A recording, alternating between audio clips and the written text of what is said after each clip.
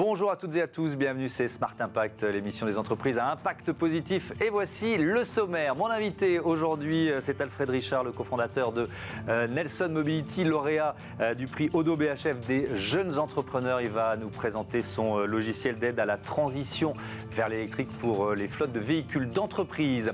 Dans notre débat, on va faire le bilan du plan eau qui date du mois de mars dernier, notamment de la réparation des systèmes de canalisation défaillants. Plus de la moitié des réseaux français ont été installés avant les années 70 et ça nous donne 1 litre sur 5 perdu en moyenne à cause des fuites. Dans notre rubrique consacrée aux startups éco-responsables, je vous présenterai Rechute, boutique de mode en ligne dédiée à l'upcycling, mobilité électrique, traitement de l'eau, mode circulaire, 3 univers et 30 minutes pour les explorer. C'est Smart Impact.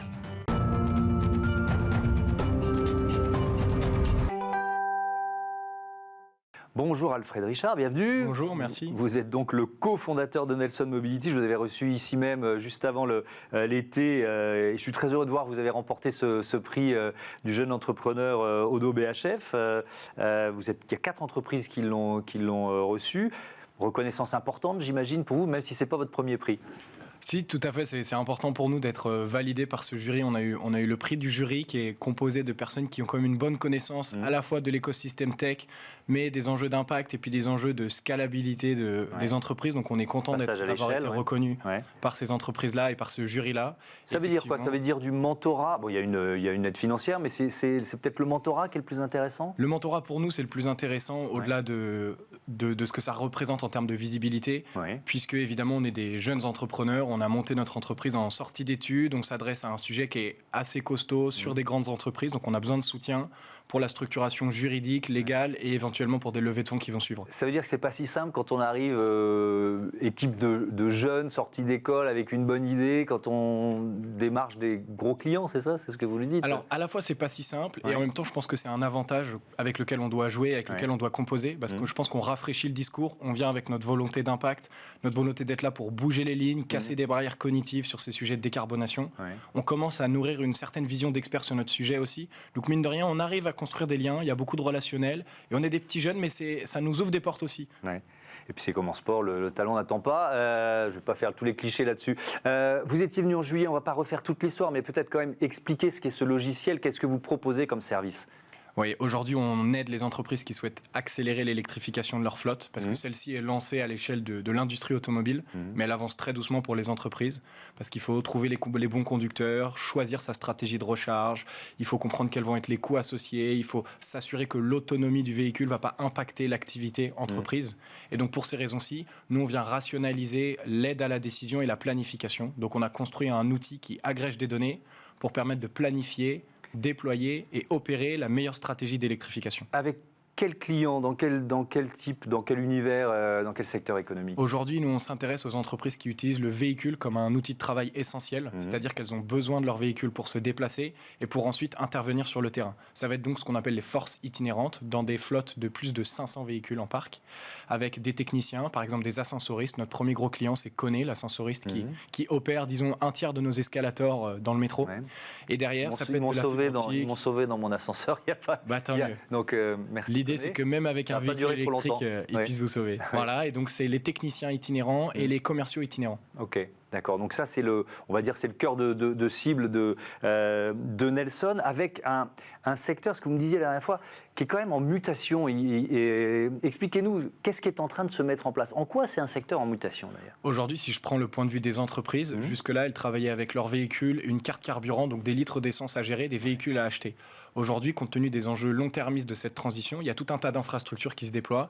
Il y a la notion de kilowattheure qui rentre en compte, qui est un peu moins claire que consommer 4,5 litres au 100 pour un conducteur. Donc il y a des infrastructures de différents types. C'est comme si on démultipliait les cuves d'essence. La recharge à domicile, la recharge sur le site de l'entreprise, la recharge en itinérance avec des véhicules de gamme variés. Donc rien que ça, il y a des nouvelles infrastructures et s'ajoute à ça des nouveaux types de véhicules et donc une nécessité de réfléchir autrement le métier de gestionnaire de flotte. Et de nouveaux acteurs aussi, c'est tout un écosystème qui est en train de se mettre en place. Et ça, avec qui vous interagissez en quelque sorte? C'est là que c'est très particulier puisqu'on a les constructeurs automobiles, les leasers automobiles qui financent les véhicules, les personnes qui vendent des badges de recharge, des badges de carte carburant, ceux qui vont faire du consulting pour la mobilité, ceux qui vont proposer des nouvelles solutions de multimodalité, ceux qui vont simplement générer des données de véhicules connectés. Mine de rien, en fait, on a besoin de connaître les usages, on a besoin de suivre comment ces usages vont naviguer avec l'écosystème. Et donc, tout le monde essaye de s'emparer d'un positionnement différent. Donc, à la fin, pour essayer de comprendre comment l'entreprise va interagir avec cet écosystème de nouveaux acteurs, c'est très difficile et on ne sait pas encore qui va prendre la main sur les infrastructures. Et comment vous, Nelson, vous vous intégrez dans cet écosystème? À quel endroit exactement, c'est ça? C'est un peu le défi du moment, ça? Je pense que c'est notre gros enjeu, effectivement, parce que notre enjeu, il n'est pas sur la tech et sur nos algorithmes, il est plus sur comment est-ce qu'on va continuer à construire un pont entre les usages et les contraintes des entreprises et cet écosystème nourri d'acteurs. Et donc nous, on vient créer une nouvelle couche qui fait du lien, disons, entre tous les acteurs que j'ai mentionnés. Est-ce qu'il faut encore faire de la pédagogie sur le véhicule électrique? Et il va falloir en faire sur son bilan carbone, sur etc. Évidemment, il ne faut pas s'arrêter d'en faire, parce qu'évidemment, l'un des gros freins, avant d'être la technique, et la technologie, c'est clairement la conduite du changement, le fait de rassurer tout le monde. Tout le monde a l'impression aujourd'hui d'être le premier à conduire un véhicule électrique. Personne ne comprend que la majorité de la recharge ne se fera pas en itinérance. Donc il ne faut pas simplement regarder le maillage des bornes en itinérance. Donc oui, il faut être capable d'expliquer à chacun des conducteurs comment va être sa future vie avec un véhicule électrique. Mais est-ce que ça vous arrive encore de tomber sur des interlocuteurs dans les entreprises que vous démarchez, des prospects? Oui, le véhicule électrique, finalement, est-ce que c'est vraiment moins polluant? Parce que ça, c'est un discours qu'on entend encore beaucoup. C'est un discours qu'on entend de plus en plus. Chez nos cibles, qui sont des grandes entreprises, elles commencent à être quand même assez éduquées et convaincues sur l'intérêt évident en termes de carbone que représente le véhicule électrique. Évidemment, il faudrait réussir à se séparer d'un certain nombre de véhicules. Mais quand on regarde simplement, il est clair aujourd'hui pour toutes les entreprises qu'à partir de 30 000 ou 50 000 km parcourus, en France, c'est rentable d'un point de vue carbone. Donc dès la première année, on va rentabiliser l'impact carbone de la sortie d'usine. Et elle commence de plus en plus à le savoir, mais il peut y avoir certains interlocuteurs au sein de l'entreprise qui vont occuper différents postes, qui ne vont pas forcément partager cet avis-là. Oui, on peut le comprendre ici, parce que c'est un investissement important et c'est un engagement de long terme. Quand on décide de basculer sa flotte de véhicules vers l'électrique, ce n'est pas pour 6 mois. Oui, tout à fait, et ça va prendre beaucoup de temps. Donc il faut être sûr du choix technologique qu'on fait, Et il faut aussi accepter qu'on va comprendre les éléments progressivement, qu'il va y avoir une première transition du thermique vers l'électrique, une deuxième transition vers une bonne gestion de l'énergie et de la recharge des véhicules électriques, une troisième transition vers moins de véhicules, moins de kilomètres parcourus, et ensuite autre chose que des véhicules. Vous annonciez au mois de juillet dernier, ici même d'ailleurs, on en avait parlé ensemble, une levée de fonds de 1 200 000 €, c'est ça? C'est le chiffre que vous donniez. Qu'est-ce qui s'est passé depuis?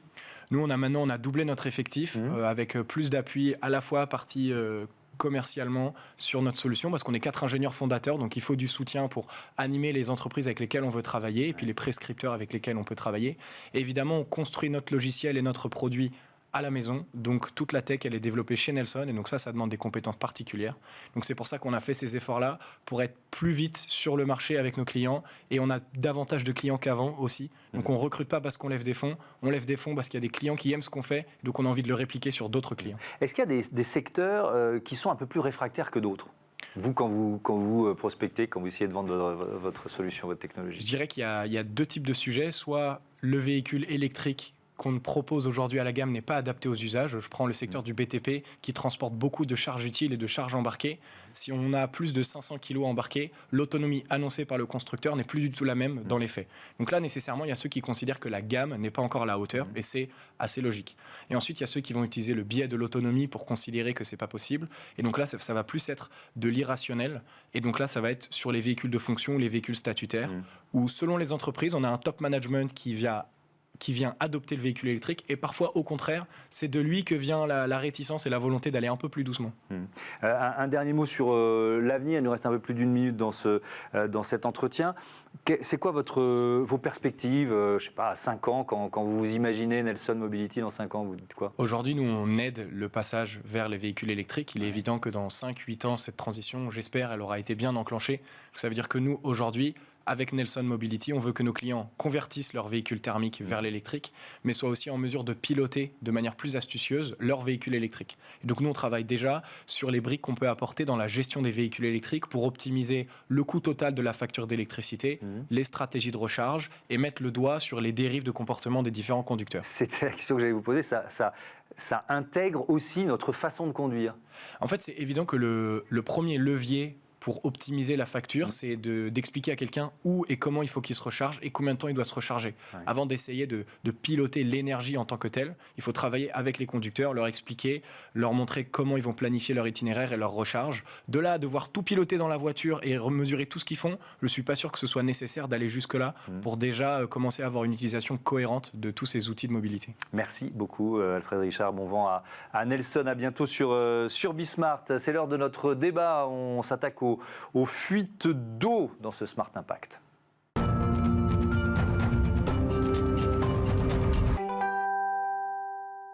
On fait le bilan du plan eau et on fait la chasse aussi aux canalisations défaillantes dans ce débat avec Caroline Lucas-Leblanc. Bonjour. Bonjour. Bienvenue, vous êtes responsable du service contrôle technique de la délégation et performance du réseau CEDIF, syndicat des eaux d'Île-de-France. Olivier Lamarie, bonjour et bienvenue à vous aussi. Bonjour. Le patron français et Benelux de Xylem. Quelques chiffres sur le CEDIF, 150 communes membres, 4 700 000 usagers, 8 000 km de canalisation. C'est vrai que c'est impressionnant. Quel type d'installation? Là, on dit canalisation, il y a quoi? Il y a des usines de traitement des eaux, des réservoirs, c'est quoi le CEDIF? Donc le CEDIF, c'est en effet, on est là pour produire de l'eau potable. Donc on a 3 grosses usines qui produisent de l'eau potable. On puise dans les rivières qui sont l'Oise, la Marne et la Seine, donc autour de Paris. Ouais.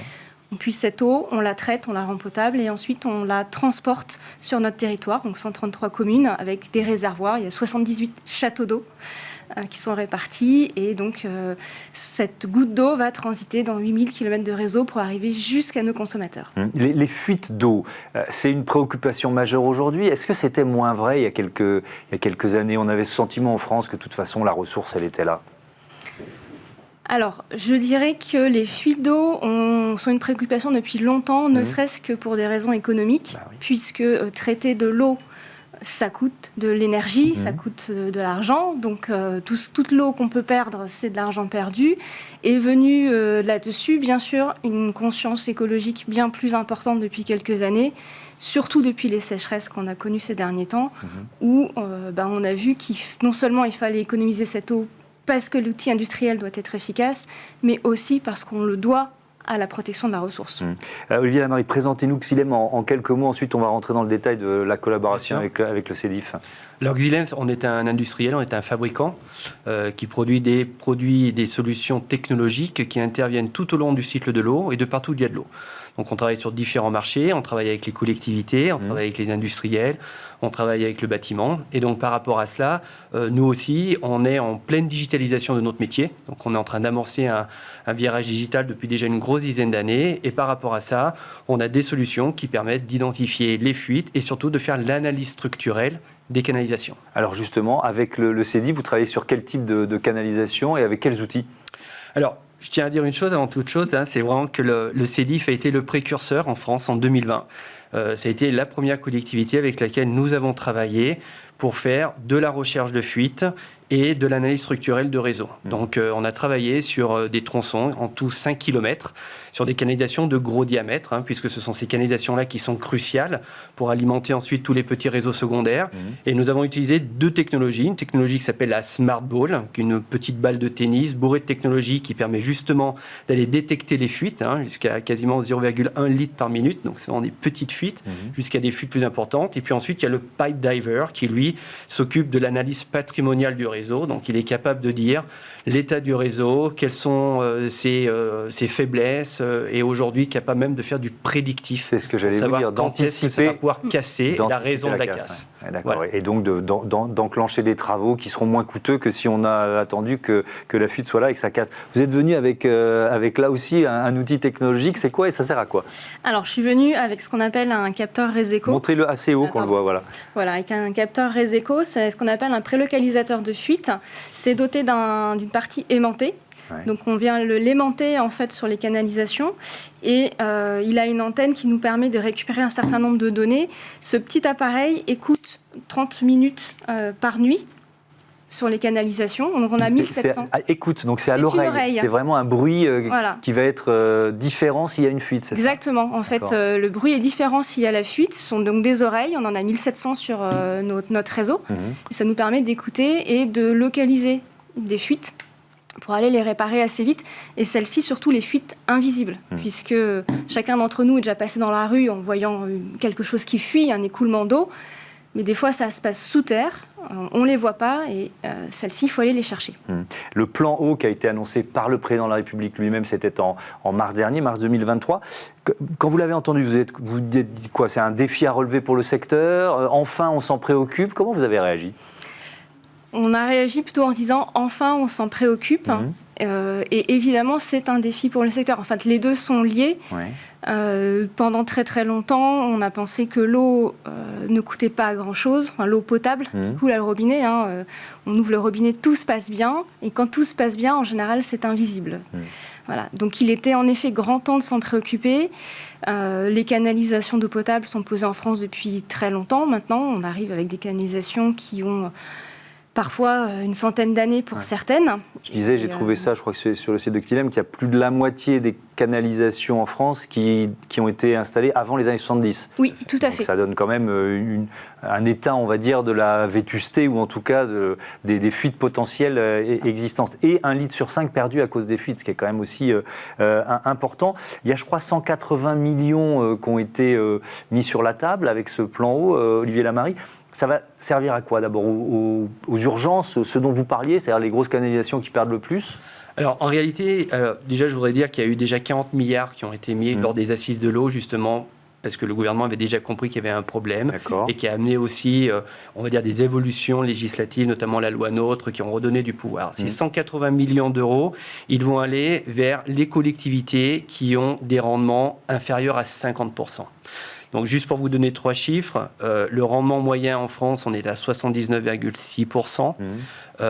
On perd chaque année 1 milliard de mètres cubes d'eau à cause des fuites. Et vous avez un département dans lequel je suis né, qui s'appelle l'Isère, où le rendement est à moins de 50%.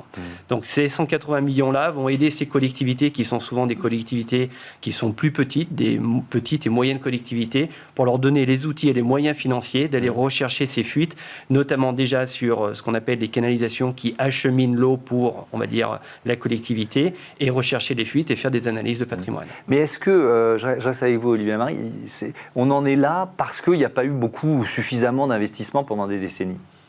Il y a eu des investissements. Il y a eu beaucoup d'investissements qui ont été faits. La seule chose, c'est que on faisait des investissements parfois en remplaçant des canalisations qui n'avaient pas besoin d'être remplacées. Pourquoi? Parce qu'il y avait des problèmes de connaissance, on n'était pas sûr. Il faut considérer que tout est enfoui. On n'est pas dans de la pétrochimie où on peut inspecter. Donc tout est enfoui sous terre. On trouve en fait différents types de matériaux, de la fonte, du béton, du bonnat, de l'acier. Et donc tout cela vit sous la terre sans qu'on le voie.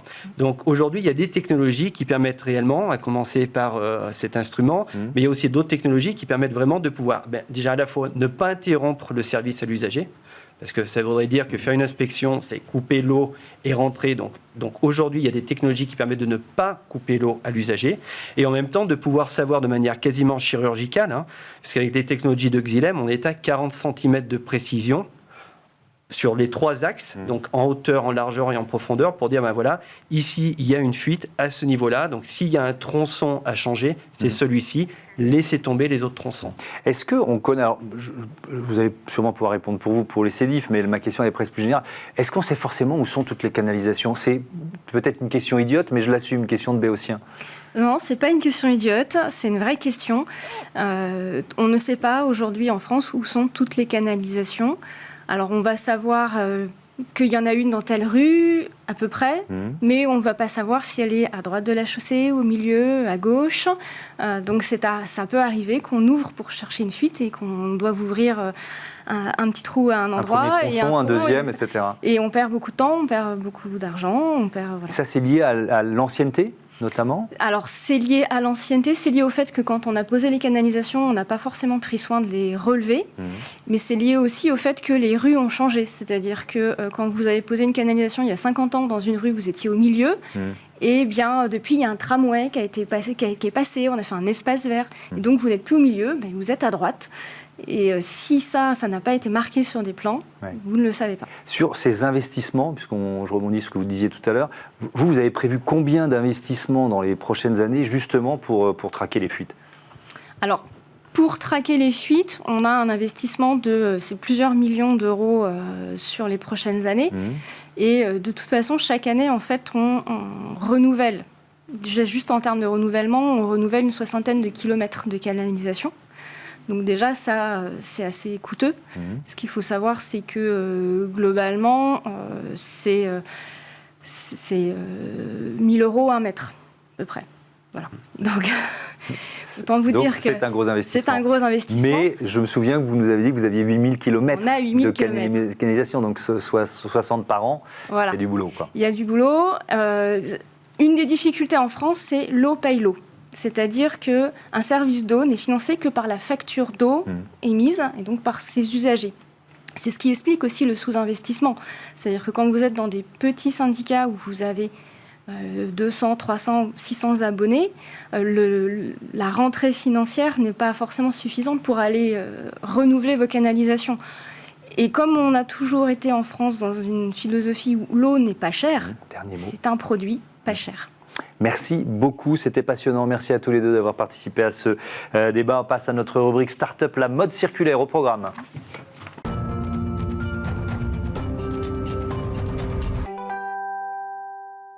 Smart Ideas avec Pénélope Volatier, bonjour, bienvenue. Bonjour. Vous êtes la fondatrice de Rechute, boutique de mode en ligne que vous avez créée en mai dernier autour de l'upcycling. C'était quoi votre idée de départ ? Alors, pour revenir à l'idée de base de Rechute, il faut revenir à la source de mon histoire. Ma grand-mère est artiste et donc quand j'étais petite, j'allais au Louvre avec elle et sur le chemin de retour, elle s'arrêtait pour ramasser des objets, des déchets, pour en faire ensuite des œuvres d'art. Donc déjà, l'idée de récup dès mon enfance. Oui. Ensuite, j'ai fait Dauphine, donc j'ai fait des études dans le marketing de luxe. J'ai travaillé un petit peu en maison et mes deux parents sont entrepreneurs. Donc pour moi, c'était logique d'entreprendre. Mais entreprendre dans quoi ? Une mode plus durable, plus circulaire. Et donc ça, pour moi, ça passe par l'upcycling. Alors l'upcycling, on en a déjà parlé ici, mais on va refaire un peu de pédagogie. C'est quoi exactement ? Alors l'upcycling, c'est la revalorisation de chutes de tissu, je parle pour la mode, de chutes de tissu dormant ou de vêtements. Et en fait, il y a une distinction à faire. Il y a plusieurs types d'upcycling. Il y a l'upcycling de seconde main, donc avec des draps qui peuvent agir donc comme du tissu, des draps, des serviettes, etc. et des vêtements de seconde main. Mais il y a aussi une nouvelle façon de faire de l'upcycling qui s'inscrit totalement avec le contexte économique actuel et environnemental d'ailleurs, c'est de faire de l'upcycling avec du neuf, donc avec des tissus de maisons de luxe, des fins de rouleau, et aussi avec des vêtements invendus, donc avec la loi AGEC, parce que maintenant les metteurs en marché ne peuvent plus brûler et détruire leurs invendus. Et c'est un vrai progrès, cette loi AGEC, elle aura vraiment créé de nouvelles filières. Il y a quand même un souci quand on parle d'upcycling, j'ai déjà reçu des marques ici, c'est que c'est du super artisanal le plus souvent et on a du mal à en faire un business. L'industrialisation de l'upcycling, on ne la voit pas. C'est aussi pour ça que vous avez créé votre boutique en ligne ? Totalement. Ça, c'est un sujet qui est venu plus tard ensuite en discutant avec les marques parce que forcément, je n'en avais pas forcément idée avant. Mais c'est un vrai sujet, surtout quand on parle de prix aujourd'hui, qui est la première préoccupation des Français. Il faut pouvoir se distinguer par un prix qui est accessible. Et l'upcycling, actuellement, avec le modèle de l'artisanat, c'est pas possible. Donc, du coup, il y a plusieurs façons de réduire le prix et notamment les rendements d'échelle, donc en industrialisant. Et je sais qu'il y a quelques entreprises françaises actuellement qui se situent sur le créneau, notamment Losange avec un J, qui ont levé des fonds pour ça. Et donc en fait, il va falloir faire une véritable filière d'upcycling en France, donc que tout le sourcing soit industrialisé, la découpe et ensuite redistribué à des marques qui peuvent industrialiser le process. Et il faut aussi trouver des débouchés. Et c'est là que Rechute intervient, parce que vous êtes un espace pour vendre les produits de ces jeunes marques. Exactement. Nous, c'est du coup la fin de toute la chaîne en B2C, éduquer un petit peu le consommateur à l'upcycling. C'est différent de la seconde main, c'est différent du recyclage. Et c'est une nouvelle façon de produire et consommer. C'est quoi le bilan carbone de l'upcycling ? Alors, je n'ai pas les chiffres exactement de moi, Rechute en tout cas. Je me suis rapprochée d'un organisme qui d'ailleurs s'est remboursé par l'ADEME pour faire son bilan. Je sais que par exemple, un t-shirt neuf, c'est 2700 litres d'eau, donc avec l'upcycling zéro, en tout cas sur le modèle artisanal. Après, on verra plus tard quand on industrialisera. Et 1 kg de textile recyclé, upcyclé, c'est 25 kg de CO2 économisé, donc fois 25.